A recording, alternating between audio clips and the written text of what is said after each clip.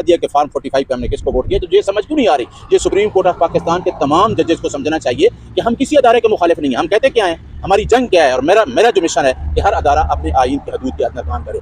यकीन करें कि जिस दिन अदारे अपनी हदूद के अंदर काम करेंगे सारा कुछ ठीक होगा। और यही रियासत मदीना का असूल था, यही था कि इंसाफ जो है, कानून जो है वो हर के लिए, बड़े के लिए भी होना चाहिए। जब हमने ये मान लिया कि ये अशराफिया और माफिया, ये चंद लोग जो अभी फिर दौड़े लगा रहे हैं, क्योंकि इनकी दौड़ें क्यों हैं, इनको पता है कि ये हमारी अयाशी का, उन्होंने अयाशी का एक अपना वो बना लिया पाकिस्तान में आने का कि यहाँ से कमाओ, गरीब को। आपने देखा कल क्या हो रहा है, कल उन्होंने कहा कि जो एक समरी गई है कि जिसने सोलर लगाया वो उस पर भी हम टैक्स लगा रहे हैं।